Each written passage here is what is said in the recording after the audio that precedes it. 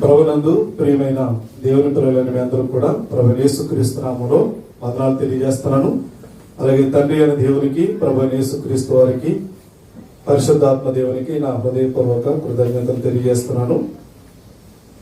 ప్రార్థన చేసుకుందాం. క్రీస్తు యేసులో మిక్కిలిగా ప్రేమించిన తండ్రి, మీ ఘనమైన, పవిత్రమైన, ఉన్నతమైన, శ్రేష్టమైన నామానికి మా హృదయపూర్వక కృతజ్ఞతాస్తుతులు, స్తోత్రములు, వందనములు తెలియజేస్తున్నాం. ప్రభా, వ్రాయబడినటువంటి సంగతులను మేము ఆలోచిస్తుండగా దేవా, మీ పరిశుద్ధాత్మ ప్రేరణలో వాటి అర్థాన్ని, వాటి అంతరార్థాన్ని గ్రహించగలిగేటువంటి హృదయాన్ని మాకు అనుగ్రహించమని, విశ్లేషణాత్మకంగా దాన్ని పరిశీలించగలుగుటకు మీ యొక్క కృపను మాకు తోడుగా ఉంచమని కోరుకుంటూ, వేడుకుంటూ, నన్ను అలాగే నీ పిల్లలను ఈ ఆత్మచేత నడిపించమని విజ్ఞాపన చేస్తూ, ప్రభువును ప్రియ రక్షకుడైన క్రీస్తు వారి పేరటి ప్రార్థన అడుగుచున్నాము తండ్రి, ఆమేన్. అలాగే నెట్ వీక్షిస్తున్నటువంటి పిల్లలందరూ కూడా ప్రభు యేసుక్రీస్తు నామములో వందనాలు తెలియజేస్తున్నాము. ఈరోజు మన పాఠం విగ్రహములకు అర్పించినవి క్రైస్తవులు తినవచ్చునా అనేటువంటి పాఠాన్ని మనం తెలుసుకుందాం. ఎందుకంటే నేను కొంచెమే ఈ పాఠం గురించి మీకు తెలియజేస్తాను. చాలా ఉంది, మనకి అందినంత వరకు లేఖనాలను సరిగా అర్థం చేసుకోవడానికి మనం ఆలోచన చేద్దాం. పాత నిబంధన లేదా క్రొత్త నిబంధన కలిగినటువంటి ఈ వేదములో, పాత నిబంధనలో దేవుడు విగ్రహాలకు దూరంగా ఉండమని చెప్పాడు. అలానే క్రొత్త నిబంధనలో దగ్గరగా ఉండమన్నాడంటే కాదు, విగ్రహాలకు దూరంగా పారిపోండి అన్నాడు క్రొత్త నిబంధనలో. మరి విగ్రహార్పితమైనది తినవచ్చు అని కొందరి వాదన, తినకూడదు అని మరికొందరి వాదన. వారు బైబిల్ నుంచే చూపిస్తున్నారు, వీరు బైబిల్ నుంచే చూపిస్తున్నారు. కొన్ని వచనాలను అర్థం చేసుకోవటంలో ఫెయిల్ అయ్యారా లేక ఏంటి విషయం అనేది మనం ఆలోచన చేద్దాం. దాన్ని విశ్లేషణాత్మకంగా నేను వెళ్ళడం లేదనని కొంత మట్టుకే మీకు తెలియజేస్తున్నాను. చాలా వచనాలు రాయబడ్డాయి బైబిల్లో. వాటిని చక్కగా అర్థం చేసుకోవడానికి మీరు పేపరు, పెన్ను తీసుకోండి, లేదా నేను చెప్పినటువంటి వీడియో ఎక్కువ సార్లు విని తెలుసుకోవాల్సిందిగా కోరుతున్నాను. ఎందుకంటే చెప్పబడినటువంటి మాటలు ఎక్కువగా అపార్థం చేయబడుతున్నాయి. వాటిని అర్థం చేసుకోవడానికి బదులు వేరే వేరే మార్గాలు ప్రయాణం చేస్తారు. ఎందుకంటే చాలా మంది మరి క్రైస్తవ పండితులు కానీ, క్రైస్తవ్యంలో బాగా అనుభవ జ్ఞానం కలిగిన వారు కానీ మరి ఈ విషయాన్ని ఆల్రెడీ మాట్లాడారు. ఇంకా వాటి చర్చ జరుగుతూనే ఉంది. ఈ విషయం మనం కొన్ని సందర్భాలు నా పరిశీలనలో నేను నేర్చుకున్నటువంటి విషయాలను కొన్నిటిని మాత్రమే మేము ముందుంచుతున్నా. కొందరు ఏమంటారంటే వాటిని గతంలో పాత నిబంధనలో ఇశ్రాయేలు తినొద్దు అన్నాడు, ఇప్పుడు తినొచ్చు, ఇది అనుభవ జ్ఞానం అంటున్నారు. కొందరేమో లేదు లేదు, పాత నిబంధనలో దేవుడు ఏమైతే చెప్పాడు క్రొత్త నిబంధనలో కూడా అలాగే చెప్పాడు, క్రొత్త నిబంధనలో కూడా తినొద్దనే చెప్పాడు అని కొన్ని వచనాలను వాళ్ళు చూపిస్తున్నారు. అయితే మనం మరొక కోణంలో దీన్ని ఆలోచనాత్మకంగా వెళదాం. దేవుడు ప్రారంభం నుంచి ఏ విషయాలైతే ప్రస్తావించాడో వాటిని మనసులో పెట్టుకొని మనం ముందుకు వెళదాం. ఏ ఆహార పదార్థాలు భుజించాలి, ఏ ఆహార పదార్థాలు భుజించకూడదు, ఈ రెండింటి మధ్య డిఫరెన్స్ మనకు అర్థమైతే ఏమి తినొచ్చు, ఏమి తినకూడదు అనే దాని మీద మనం ముందుకు కొనసాగుదాం. ఓకే అండి. ముందుగా నిర్గమాకాండం 20వ అధ్యాయం. నిర్గమాకాండము 20వ అధ్యాయము 3వ వచనం చదువుదాం. నేను తప్ప వేరొక దేవుడు నీకు ఉండకూడదు. చూడండి, నేను తప్ప వేరొక దేవుడు మీకు ఉండకూడదు. చిత్రం ఏంటంటే, నాకు ఇప్పటికీ ఒక పెద్ద ప్రశ్నగా మిగిలిపోయింది ఏంటంటే ఇదే. దేవుడు ఒక్కడే. ఏ మతాల వారిని, ఏ కులాల వారిని మీరు అడగండి, ప్రపంచంలో ఏ దిక్కుకి వెళ్ళి అడగండి, 4 దిక్కుల్లో దేవుడు ఎంతమంది అంటే దేవుడు ఒకడే అని చెప్తారు. చూడండి, అక్కడ మాత్రం దేవుడు గొప్ప మ్యానుఫ్యాక్చరింగ్ చేశాడో లేదా గొప్ప అద్భుతాన్ని చేశాడో ఆ విషయంలో మాత్రం భలే నచ్చుతుందని నాకు. దేవుడు ఒక్కడని అందరికీ తెలుసు, కానీ ఆ దేవుడు ఎవరు అనేది చాలా మందికి ఇప్పటికీ చిక్కు ప్రశ్నగానే ఉంది.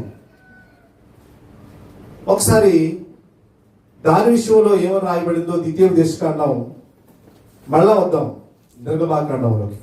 ద్వితీయోపదేశకాండము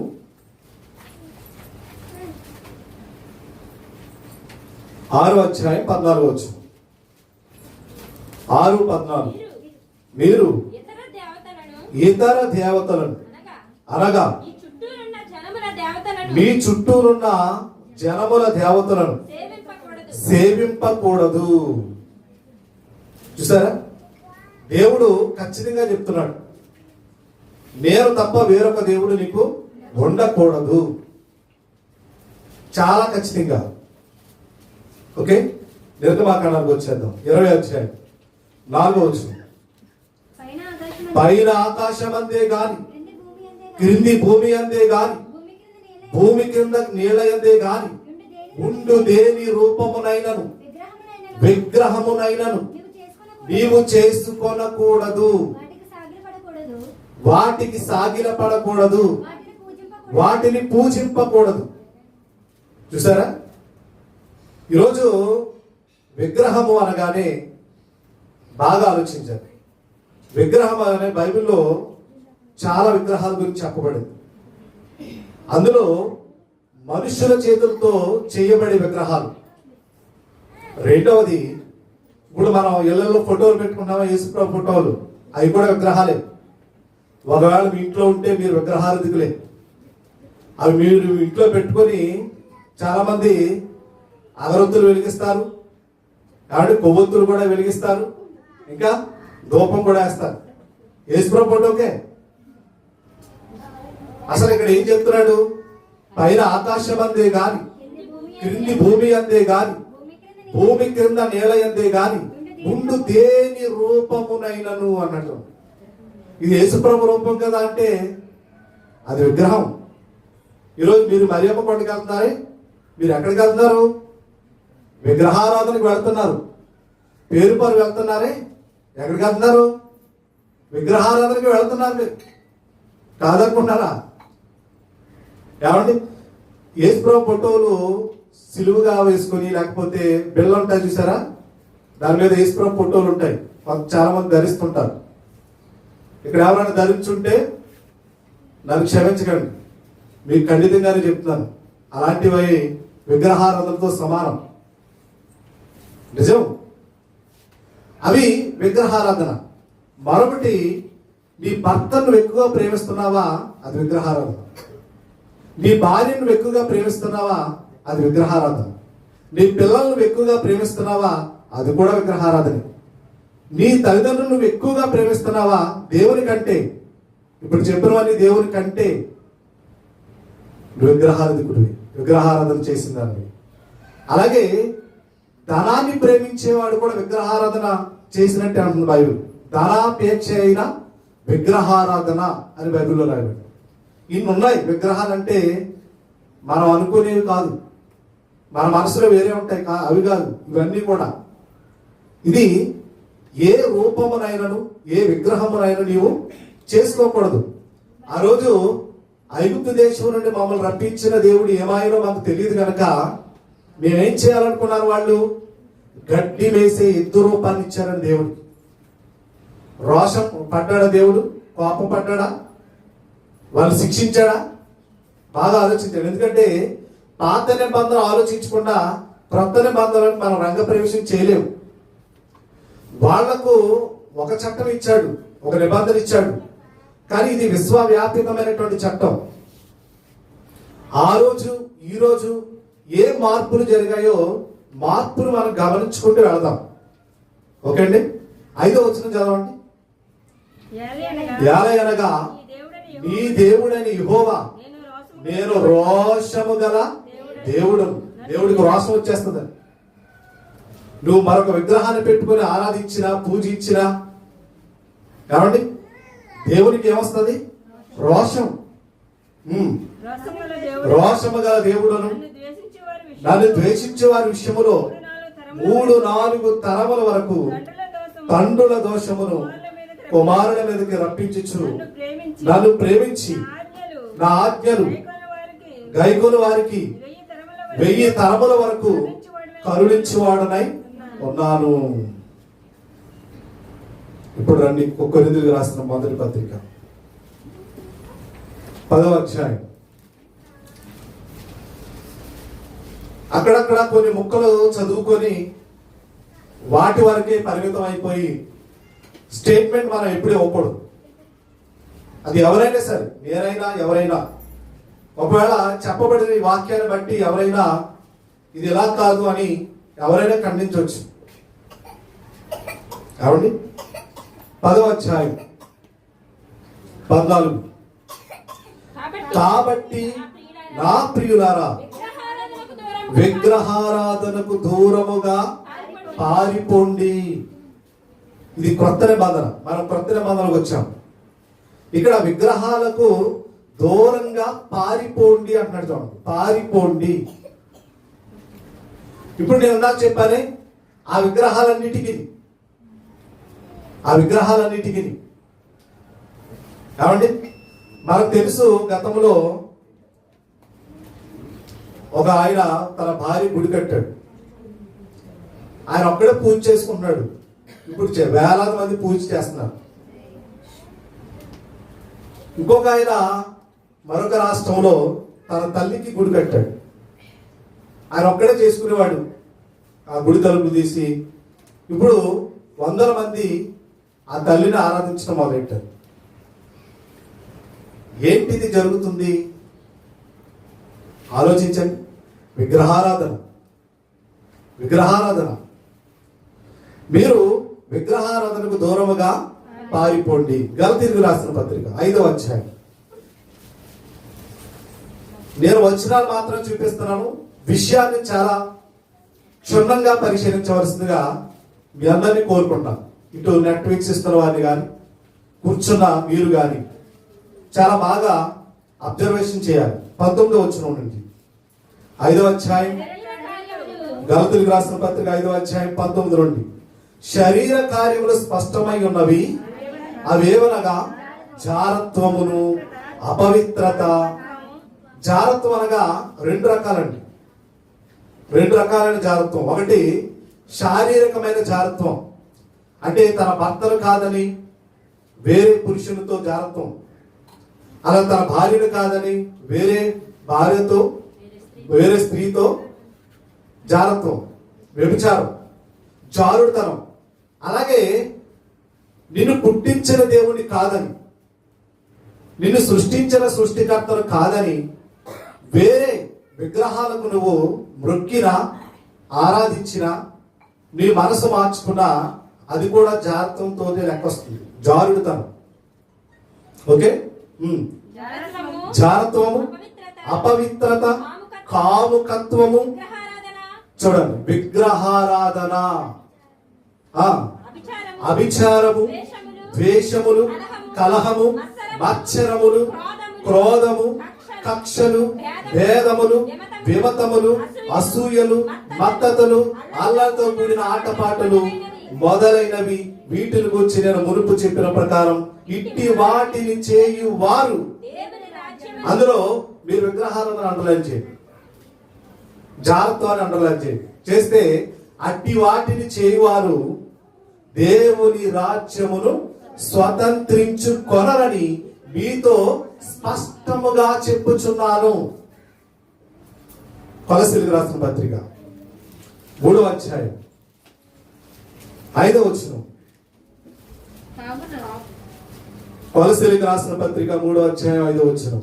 కావున భూమి మీదనున్న మీ అవయవములను అనగా జారత్వమును, అపవిత్రతను, కామాతురతను, దురాశను, చూడండి, విగ్రహారాధన అయిన ధనాపేక్షను అన్నాడు. చూడండి, అంటే ధనాన్ని నువ్వు ప్రేమించడం కూడా విగ్రహారాధనతో సమానం. విగ్రహారాధన అయిన ధనాపేక్షను చంపివేయుడి. కొరింథీయులకు రాసిన పత్రిక. వచ్చేయండి ఇక్కడికి. మనం ఒక్కొక్కటిగా పరిశీలన చేస్తున్నాం. బాగా పరిశీలన చేసి నిర్ణయాలు తీసుకుందాం. 14వ అధ్యాయము 10వ అధ్యాయం 14. కాబట్టి ప్రియులారా, విగ్రహారాధనకు దూరముగా పారిపోండి. బుద్ధిమంతులతో మాటలాడునట్లు మీతో మాట్లాడుచున్నాను. నేను చెప్పు సంగతిని. ఏ సంగతిని ఆలోచించమంటున్నాడు? విగ్రహారాధన విషయం గురించి ఆలోచించండి. వాటికి దూరంగా పారిపోయే విషయం ఆలోచించండి. ఏంటి ఆలోచించాలి అంటే ఇంకేం మాట్లాడుతున్నాడు చూడండి. మనము దీవించు ఆశీర్వచనపు పాత్రలోనిది త్రాగుట క్రీస్తు రక్తముతో పాలు పుచ్చుకొనుటయే కదా. ఇప్పుడు దేని గురించి మాట్లాడుతున్నాడు? మళ్ళీ బల్ల. విగ్రహారాధన, ఇటు బల్ల, క్రీస్తు బల్ల. ఈ రెండిటికి మధ్య వ్యత్యాసం గురించి మాట్లాడుతున్నాడు. చూడండి జాగ్రత్తగా. మనము దీవించు ఆశీర్వచనపు పాత్రలోనిది త్రాగుట క్రీస్తు రక్తములో పాలు పుచ్చుకునే కదా. అవునా కాదా? కదా అంటే మీరు అర్థం చేయండి.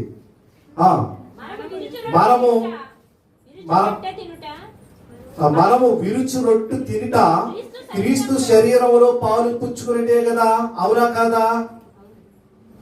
మీరు ఒకసారి వివేచన చేయండి అంటున్నాను. మనమందరము ఒకటే రొట్టెలో, మీకు ఒకటే రొట్టె ఇస్తున్నారా? అందరికి ఒక రొట్టె ఇచ్చేస్తున్నారు చపాతి. కాబట్టి మీరేం చేస్తారు? ఇంటికి వెళ్ళి మొత్తం ఫ్యామిలీ అంతా తిందాం అనుకుంటారు. అలా కాదు. ఒకటే రొట్టె, ఒకటే క్రీస్తు శరీరం, ఒకటే రక్తం, అదే ద్రాక్షారసంగా మీకు ఇస్తున్నాం. ఇదేంటి? ఆశీర్వదించబడిన పాత్రలో మీరు చేయేస్తున్నారు, మర్చిపోకండి అంటూ మనమందరము ఒకటే రొట్టెలో పాలు పంచుకొనుచున్నాము. రొట్టె ఒకటే గనక అనేకులమైన మనము ఒక్క శరీరమై ఉన్నాము. అదే క్రీస్తు సంఘ శరీరం. సంఘానికి శిరస్సు ఎవరు? క్రీస్తు. శరీరం ఎవరు? సంఘం. సంఘం శరీరం, ఆయన శరీరం, ఆయన శిరస్సు. చూసారా ఎంత చక్కగా మనకి విపులీకరంగా దేవుడు చెప్తున్నాడు. శరీరమైన మనము ఒక్క శరీరమై ఉన్నాము. శరీర ప్రకారమైన ఇశ్రాయేలును చూడుడి. బలి అర్పించిన వాటిని తినువారు బలిపీఠముతో పారివారు కారా? కారా? అవునా? అవును. ఓకే. ఇక నేను చెప్పినది ఏమనగా, విగ్రహార్పితములో ఏమైనా ఉన్నది అయినను, విగ్రహములలో ఏమైనా ఉన్నది అయినను చెప్పేదనా? అంటే విగ్రహములో ఏమీ లేదు, విగ్రహార్పితములో ఏమీ లేదు అంటున్నాడు పౌలు గారు. అంటూ ఇక్కడ వరకు చెప్పుకున్నారండి. ఇక్కడ నుంచి లేదు గాని అన్నది నుంచి లేదు, ఇక్కడ వరకు ఆగి విగ్రహములో ఏమీ లేదు, విగ్రహార్పితములో లేదు కనుక మనం తినేయచ్చు అనే స్టేట్మెంట్ చాలా మంది ఇచ్చేశారు ఇప్పటికే. కానీ చూద్దాం. లేదు గాని అన్యజనులు అర్పించు బలులు దేవునికి కాదు, దయ్యములకే వారు అర్పించుచున్నారు అని చెప్పుచున్నాను. మీరు దయ్యములతో పారివారు ఉంటా నాకు ఇష్టం లేదు అన్నాడు. అంటే దీని అర్థం ఏంటి? ఇందాక విగ్రహములో ఏమీ లేదు, విగ్రహార్పితములో కూడా ఏమీ లేదు. ఏమీ లేనప్పుడు తినేయచ్చు కదా అంటే లేదు గాని మీరు కంగారు పడకండి. కానీ ఏంటంటే అన్యజనులు అర్పించు బలు దయ్యములకి వారు అర్పిస్తున్నారు, దేవునికి కాదు. కనుక మీరు రెండింటిలో చెయ్యి వేయడం అనేది నాకు ఇష్టం లేదన్నాడు. మీరు ఇందులోనే ఉండాలి లేదా అందులోనైనా ఉండాలి. చూడండి ఇంకా, మీరు ప్రభు పాత్రలోనిది దయ్యముల పాత్రలోనిది కూడా త్రాగనేరరు. అంటే తాగమనా తాగొద్దనా, తినమనా తినొద్దనా? చూసారా? ఇంకా ప్రభు బల్ల మీద ఉన్న దానిలోను దయ్యముల బల్ల మీద ఉన్న దానిలోను కూడా పాలు పొందనేరరు. ప్రభువులకు రోషము పుట్టించేదమా? ఆయన కంటే మనం బలవంతులమా? చూసారా? అంటే ప్రభుకి ఎందుకు రోషం పడుతుంది? అది ఒట్టిదే కదా, విగ్రహం ఒట్టిదే కదా, విగ్రహార్పితము కూడా ఒట్టిదే కదా. అందులో ఏమీ శక్తులు లేవు, అందులో ఏమీ లేదు కదా. అంటే ఇక్కడ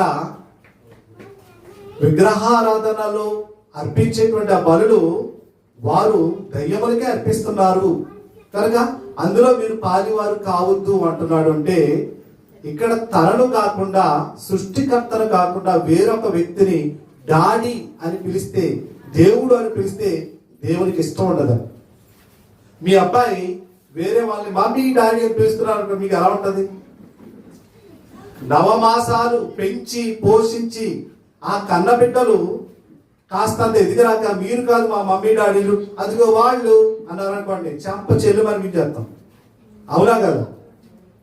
అలాంటిది మిమ్మల్ని సృష్టించిన సృష్టికర్త ఎవరో మీకు తెలిసి ఆ సృష్టికర్త బాటలో నడుస్తూ మీరు వేరొక దానిని, వేరొక విగ్రహార్పితమైన దానిని తినడం లేదా పూజించటం లేదా బలుడు అర్పించిన దాన్ని దగ్గరికి వెళ్ళడం అనేది దేవునికి ఇష్టం లేదు. అదే అంటున్నాడు, నాకు ఇష్టం లేదు అని ప్రభు స్పష్టంగా చెప్తున్నాడు. అయితే ఒక విషయంలో అవకాశం ఇచ్చాడు, అదేంటో మనం వెళదాం, మెల్లిమెల్లిగా వెళదాం. కాబట్టి ఇంకా చదవండి. అన్ని విషయములందు నాకు స్వాతంత్రము కలదు గాని అన్నియు చేయదగినవి కావు. అన్నిటి యందు నాకు స్వాతంత్రము కలదు గాని అన్నియు క్షేమాభివృద్ధి కలుగ చేయవు. ఎవడను తన కొరకే కాదు ఎదుటి వాని కొరకు కూడా మేలు చేయ చూచుకొనవలెను. మనసాక్షి నిమిత్తం ఏ విచారణ చేయక కటిక వాని అంగడిలో అమ్మునిదేదో దానిని తినవచ్చును. ఇప్పుడు చాలా మంది ప్రశ్నలు ఏమనెత్తారు. ఏంటా ప్రశ్నలు అంటే, మీరు విగ్రహార్పితం తినకపోతే ఈరోజు మీరు హోటల్కి వెళ్తే వాళ్ళు ముందు ఏం చేస్తారు?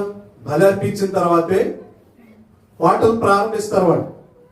అంటే అవన్నీ ఏమైనట్టు? విగ్రహార్పితమైనట్టే.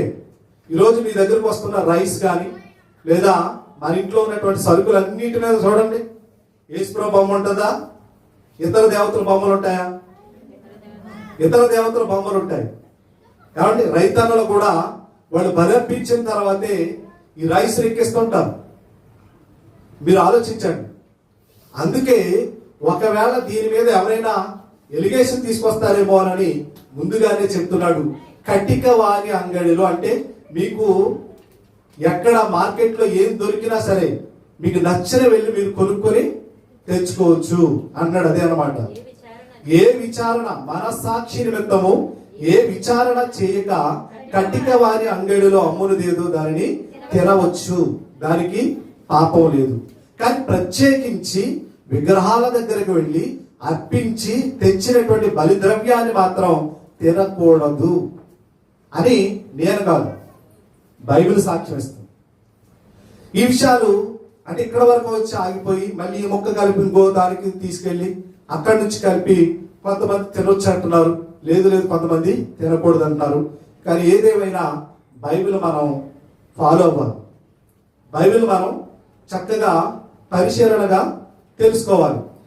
ఇందాక మనం చూసినటువంటి విషయాల్లోనే కొన్ని మాటలు మనం జీవ గ్రంథంలోకి వెళ్ళి చూద్దాం. అసలు ఈ కొరింథీ పట్టణం ఎక్కడ ఉంది? ఈ కొరింథీ పట్టణం నిజంగా ఎన్ని ప్రశ్నలు ఉంటాయో, ఈ కొరింథీ సమస్యలు, కొరింథీ పట్టణంలో ఉన్నటువంటి సమస్యలు అన్ని ఇన్ని కావు, చాలా సమస్యలు ఉంటాయి. బాగా వినాలి. యూరోప్ దేశాల్లో కొరింథీ పట్టణం ఉంది. ఈ రోజు అది యూరప్ దేశాలన్నీ మన గతంలో చెప్పాను నేను క్రైస్తవ దేశాలుగా పిలువబడుతున్నాయి. అప్పటికి క్రైస్తవ దేశం కాదు. చుట్టూ అన్యులు ఉన్నటువంటి ప్రాంతంలో ఈ కొరింథీలో ఉన్నటువంటి గ్రీస్ సంఘం ఏర్పడింది. ఈ కొరింథీ పట్టణం అనేక అన్యుల మధ్య ఉంది గనక కొన్ని జాగ్రత్తలు అనేవి వీళ్ళకి తెలియజేయడం అనేది జరిగింది. అందులో ఒక జాగ్రత్త ఏంటంటే ఇదే 1 కొరింథీ పత్రిక 10వ అధ్యాయము 27వ వచనం చూడండి. 27వ వచనం, అవిశ్వాసులలో ఒకడు మిమ్మును విందులకు పిలిచినప్పుడు వెళ్ళుటకు మీకు మనస్సుండని ఎడలా మీకు వడ్డించినదేదో దానిని గురించి మనసాక్షి నిమిత్తము ఏ విచారణ చేయక తినండి. ఇప్పుడు నాకు చాలా మంది హైందవ ఫ్రెండ్స్ ఉన్నారు, ముస్లిం ఫ్రెండ్స్ ఉన్నారు, అలాగే మీకు కూడా ఉంటారు. మీ బంధువుల్లోనే చాలా మంది ఇంకా ప్రభుని తెలుసుకోలేదు, మారలేదు. మరి వాళ్ళు ఫంక్షన్ పిలుస్తారు కదా, పిలుస్తారు పిలవరా? మీరు వెళ్తారా వెళ్ళరా? ఆల్రెడీ వెళ్ళారు, తిన్నారు, ఎంతవరకు మీరు రాలేదు. కానీ వాటి విషయంలో ఏ అబ్జెక్షన్ లేదు, వాటి విషయంలో ఏ అబ్జెక్షన్ లేదు.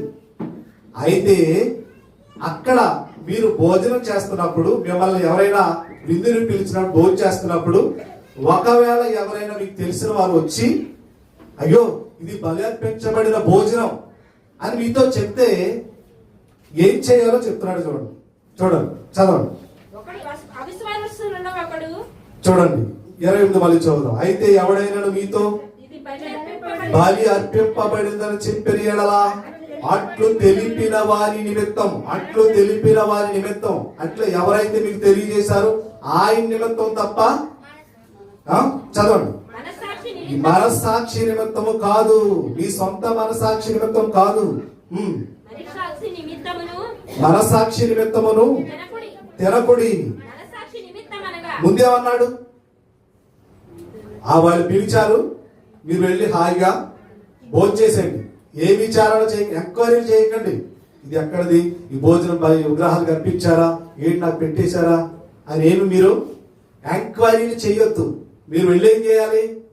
మీ అవిశ్వాసులలో ఎవరైనా పిలిస్తే, మీ యొక్క బంధువులు కానీ మిత్రులు కానీ ఎవరైనా పిలిస్తే వెళ్ళి మీరు కూర్చొని అక్కడ భోజనం చేసేయచ్చు, నో ప్రాబ్లం, అబ్జెక్షన్ లేదు. కానీ ఎవరైనా వచ్చి ఇది బలి అర్పింపబడినదని చెప్పిన ఎడలా అట్లు తెలిపిన వారి నిమిత్తమును మనసాక్షి నిమిత్తమును తినొద్దు. మనసాక్షి నిమిత్తం అనగా మీ సొంత మనసాక్షి నిమిత్తం కాదు, ఎదుట వారిని మీకు ఎవరైతే చెప్పాడో ఆ వ్యక్తి మనసాక్షి నిమిత్తం ఇలాగ చెప్పుచున్నాను. ఎందుకనగా వేరొకరి మనసాక్షిని బట్టి నా స్వాతంత్ర విషయంలో తీర్పు తీర్చబడనేలా. చూడండి, ఎందుకైనా తీర్పులోకి వెళ్ళాలి. అక్కడ మీరు వాక్యం చెప్పకూడదు, నీకు వాక్యం తెలియదు, బైబిల్ ఎలా ఉంది, తినేయచ్చు అన్నాడు. ఒక అవిశ్వాసం ఎవరైనా పిలిస్తే వెళ్ళిపోయి భోజనం చేయొచ్చు అన్నాడు, నీకు తెలీదు, అవతల పో అనకూడదు అతన్ని. అక్కడ నువ్వేమి వాక్యం చెప్పకూడదు, అక్కడ నువ్వేం బాధ చేయకూడదు. పిచ్చోడా, నేను మహాజ్ఞాని, నేను సర్వజ్ఞాని, నాకంతా తెలుసు, బైబిల్ ఏమనుందో నీకు తెలియదేమో, నీకు వారమాలు కూడా తెలియదు అని అక్కడ ఏం మాట్లాడకూడదు. అతని మనసాక్షి నిమిత్తం ఏం చేయాలన్నాడు? తినకుడి. ఎక్కడ తినొద్దన్నాడు? విగ్రహాలు కల్పించినటువంటి ఆ బలిద్రవ్యాన్ని తినొద్దన్నాడు. ఒకసారి ఈ విషయాన్ని కోట్ చేస్తూ చాలా మంది మాట్లాడుతున్నారు. సరే, మనం అక్కడికి వెళ్ళొద్దు, కానీ మనం ఆలోచన చేద్దాం. నిర్గమాకాండం ఇది ఎలా పట్టుకోండి, 34వ అధ్యాయం 14వ వచనం. నిర్గమాకాండము 34వ అధ్యాయం 14వ వచనం. ఏలయనగా వేరొక దేవునికి నమస్కారము చేయవద్దు, ఆయన నామము రోషము గల యెహోవా, ఆయన రోషము గల దేవుడు. ఆ దేశపు నివాసులతో నిబంధన చేసుకొనకుండా జాగ్రత్త పడుము. వారు ఇతరుల దేవతలతో వ్యభిచరించి, ఆ దేవతలకు అంటే బలి అర్పించినప్పుడు వ్యభిచారంతో పోల్చాడు అని ఇందాక జాగ్రత్తతో పోల్చాడు, అలాగే వ్యభిచారంతో కూడా పోల్చాడు. ఎందుకంటే సృష్టికర్తను విడిచి సృష్టమును పూజించేవారు ఎవరైనా సరే వాళ్ళు వ్యభిచారం చేస్తున్నట్టుగా ఇశ్రాయేలుతో దేవుడు చెప్పాడు. మీరు జీవం గల దేవుడిని కలిగి ఉన్నారు, సృష్టికర్తను కలిగి ఉన్నారు, నేనే సృష్టికర్తనని మీకు తెలుసు. అయితే మీరు ఇతర దేవతలతో పూజ చేస్తున్నారంటే వ్యభిచరిస్తున్నారు అని ఇక్కడ మాట్లాడుతూ, వారు ఇతరుల దేవతలతో వ్యభిచరించి వారు ఇతరుల దేవతలతో వ్యభిచరించి ఆ దేవతలకు బలి అర్పించుచున్నప్పుడు ఆ దేవతలకు బలి అర్పించుచున్నప్పుడు ఒకడు నిన్ను పిలిచిన ఒకడు నిన్ను పిలిస్తే, అర్పించిన దాన్ని తినడానికి నిన్ను పిలిస్తే నీవు నీవు వారి బలిద్రవ్యమును వారి బలిద్రవ్యమును తినకుండా జాగ్రత్త పడుము, చూచుకును అంటాడు. అది ఇశ్రాయేలు కాదండి, నిజమే ఇశ్రాయేలుకే చెప్పాడు. ఇక్కడ ఏ భోజనం కాడ నిన్ను వద్దన్నాడు, ఏ భోజనం కాడ తినమన్నాడు? ఆలోచించండి. కొరింథీయులకు రాసిన పత్రికలో ఎంత స్పష్టంగా చెప్పాడు, ఆలోచించారు. అది వాళ్ళు తిన్నందుకు వాళ్ళు శిక్ష అనిపించారు. ఏమండి, మన చుట్టూ కూడా ఈరోజు అన్యజనులు ఉన్నారు. ఏమండి, మనకి చాలా మంది ఫ్రెండ్స్ ఉన్నారు. వారు తమ గృహాలలో శుభకార్యాలు మనం పిలిస్తే ఖచ్చితంగా వెళ్ళాలి, వెళ్ళమని బైబిల్ చెప్తుంది.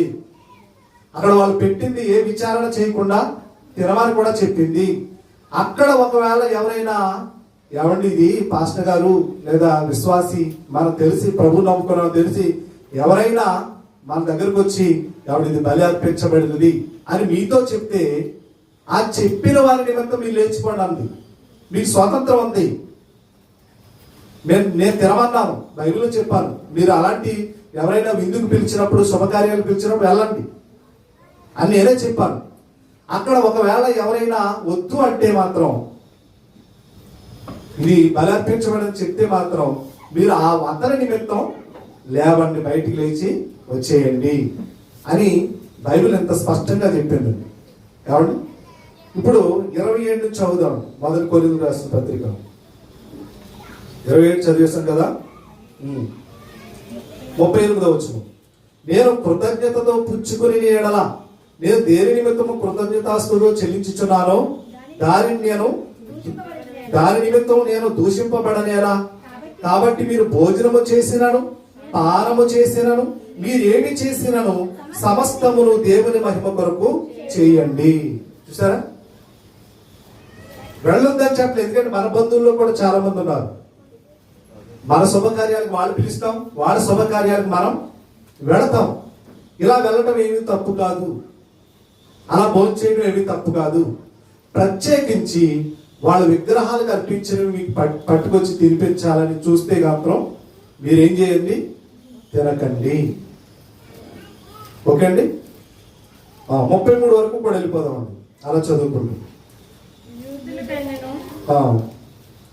యూదులకైనను గ్రీసు దేశస్థులకైనను దేవుని సంఘములకైనను అభ్యంతరం కలుగజేయకూడదు. ఈ విషయంలో ఎవరికి ఎలాంటి అభ్యంతరాలు కలుగజేయకూడదు.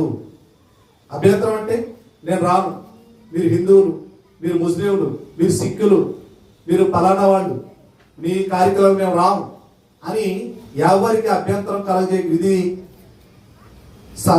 సర్వలోకానికి దేవుడు చెప్తున్నట్టు మాట. మనమందరం సహోదరం, ఒక తండ్రి బిడ్డలం. సర్వాన్ని సృష్టించిన దేవుడు సర్వ సృష్టికర్త అని మాకు తెలుసు. కనుక ప్రేమించే విషయంలో అందరినీ ప్రేమించాలి. ఎవరు పిలిచినా మనం సహృద భావంతో వెళ్ళి అక్కడికి వెళ్ళి భోంచేసి వాళ్ళ మర్యాదలు మనం తీసుకోవాలి. వాళ్ళు మన దగ్గరకు వచ్చినప్పుడు వాళ్ళని కూడా మనం మర్యాద చేసి పంపించాలి. ఈ విషయంలో దేవుడు ఎక్కడ అబ్జెక్షన్ పెట్టలేదు. ఓకే, ఇలాగూ నేను కూడా స్వప్రయోజనములు కోరక అనేకులు రక్షించబడవాలని వారి ప్రయోజనములు కోరుచు అన్ని విషయములలో అందరినీ సంతోష పెట్టుచున్నాను అని వ్రాయబడింది. ఇకపోతే చనిపోయిన వారిని పితృదేవతలుగా భావించి వాళ్ళు ఆరాధించే వాళ్ళు మన ఇండియా దేశంలో కూడా ఉన్నారు. చనిపోయారు కదా, చనిపోయినటువంటి ఆత్మలన్నీ కూడా పితృదేవతలు అని ఆరాధనా భావంతో ఆరాధించేవాడు కూడా మన ఇండియాలో కూడా చాలా మంది ఉన్నారు. ఇలాంటి వారిని గురించి లేదా దేవుడు తన మహిమ ఎవరికి ఇవ్వనన్నాడు. యెషయా గ్రంథం 42వ అధ్యాయం 8వ వచనాన్ని కూడా చదువుదాం. యెషయా గ్రంథము 42వ అధ్యాయం 8వ వచనం. యెహోవాను నేనే, ఇదే నా నామము, మరి ఎవరికిని నా మహిమను నేను ఇచ్చేవాడును కాను. నాకు రావలసిన స్తోత్రమును విగ్రహములకు చెందనియను అన్నాడు. అవి బొమ్మలే, వాటిలో ప్రాణము లేదు, వాటిలో ఏ మహిమ లేదు, ఏ శక్తి లేదు. అవి ఒట్టివైనను. మరి నువ్వు ఆయన కాదని వేరొక రూపాన్ని నువ్వు ఆరాధిస్తున్నావు కదా, వేరొక రూపాన్ని సాగిలపడుతున్నావు కదా, అది దేవునికి రోషం పుట్టిస్తుంది. అందుకన్నాడు, మన ప్రభువుకు మనం రోషం పుట్టించదమా, ప్రభు కన్నా మనం బలవంతులమా అని పౌలు గారు అందుకే రాయించాడు. కాబట్టి ప్రకటన గ్రంథంలో కూడా వెళదాం. ఇక్కడ కూడా ఒక సందర్భం రాయబడి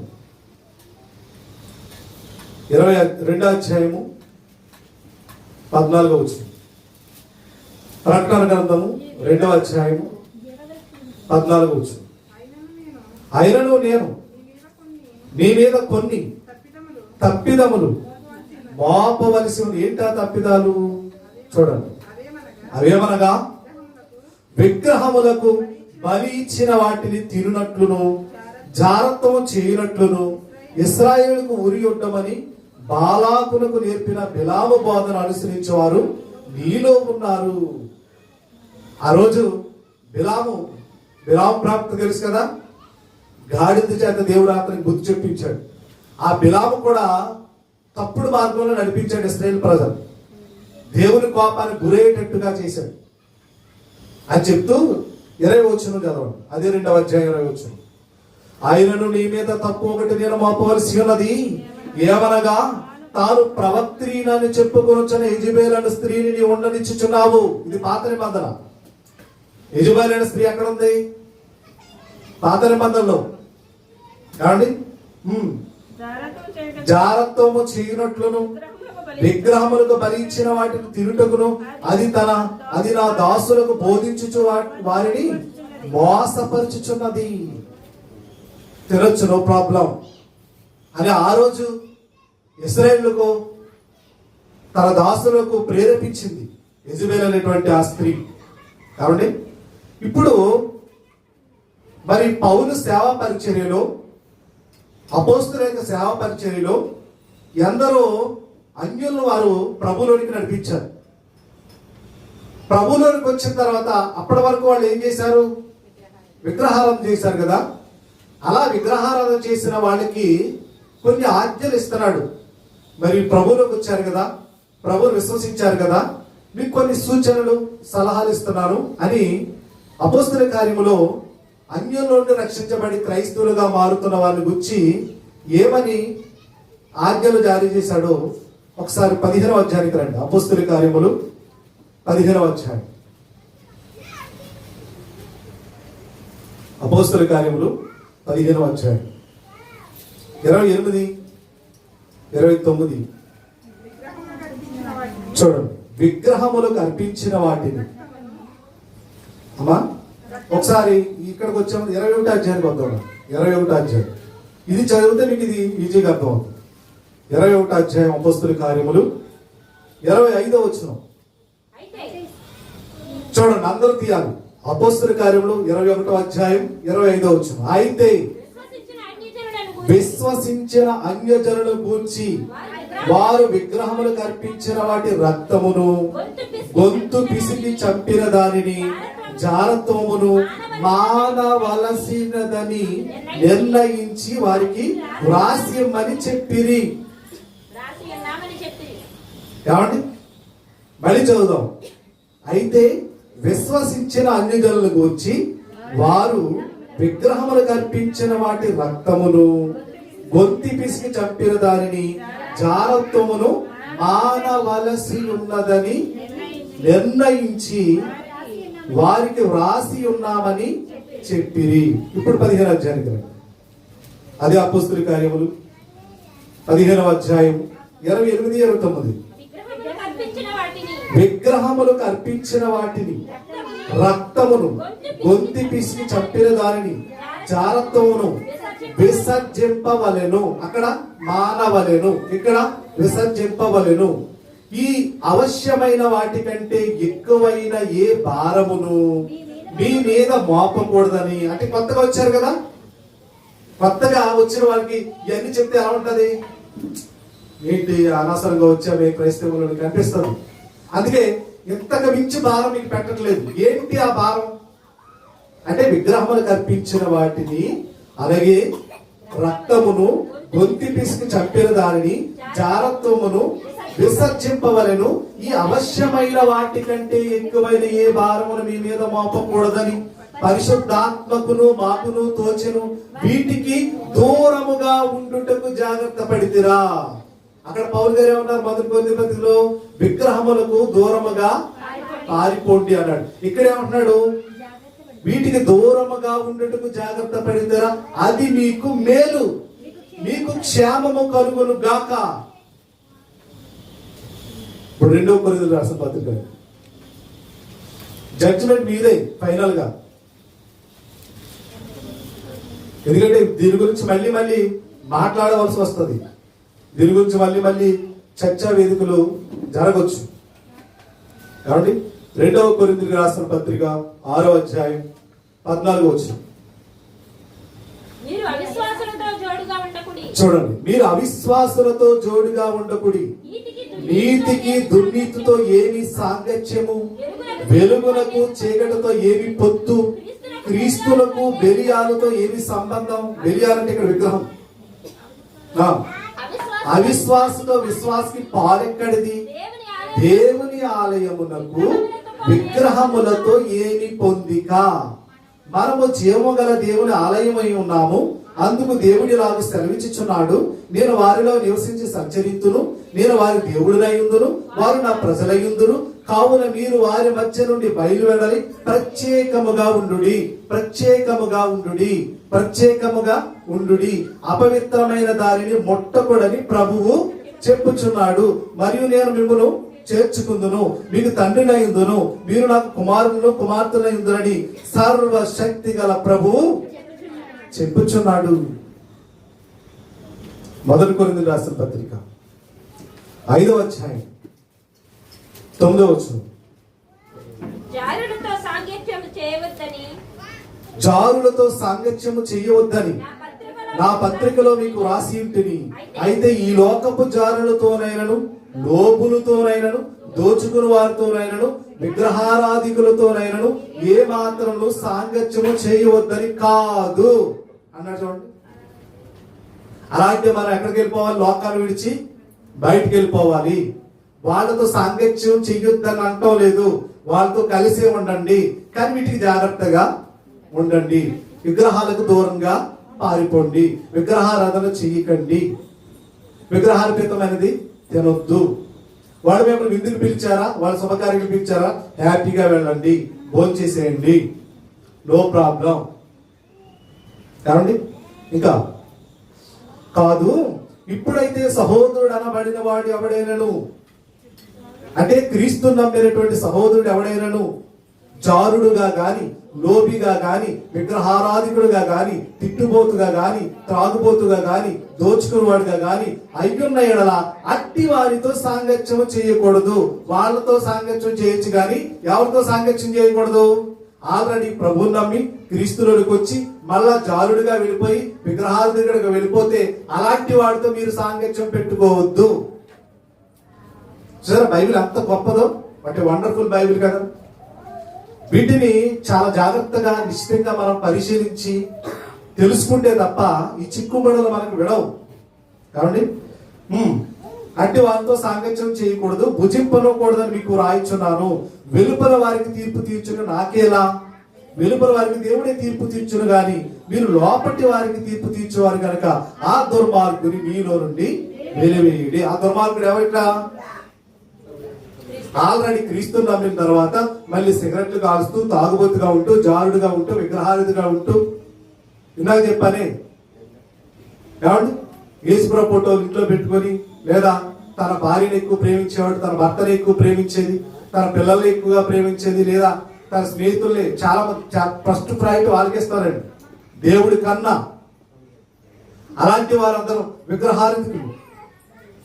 అట్టి వారితో మీరు సాంగత్యం చేయకండి అని స్పష్టంగా బైబిల్ సెలవిస్తుంది. కాబట్టి అలాగే రోమపత్రికలు కూడా ఉన్నాయి, కానీ మరో ప్రసంగంలో మనం విందాం. ఎందుకంటే ఇది వెంటనే తెగేది కాదు. బాగా ప్రతిదాన్ని చక్కగా క్షుణ్ణంగా ఆలోచిస్తూ మనం ముందుకు వెళ్ళాలి. ఒకసారి అర్థం కాకపోతే మరొకసారి వెళ్ళండి, కానీ అపార్థం మాత్రం తేకండి. అపార్థానికి దారి తీయకండి, త్రోవ తీయకండి. మనం దేవుని యొక్క పిల్లలు కనుక దేవుడు చెప్పినటువంటి విశ్వ చట్టంలో ఎలా అయితే రాయబడిందో ఆ రాయబడిన ప్రకారం మనం ముందుకు వెళ్ళగలగాలి. కాబట్టి ప్రతి ఒక్కరు కూడా విషయాన్ని ఆలోచిస్తారని, అలాగే నెట్ వీక్షకులందరూ కూడా ఆలోచిస్తారని, ఆలోచించి ఒక మంచి నిర్ణయం తీసుకుంటారని నేను మనవి చేస్తూ మీ అందరికీ వందనాలు తెలియజేస్తున్నాను. అందరికీ వందనాలు.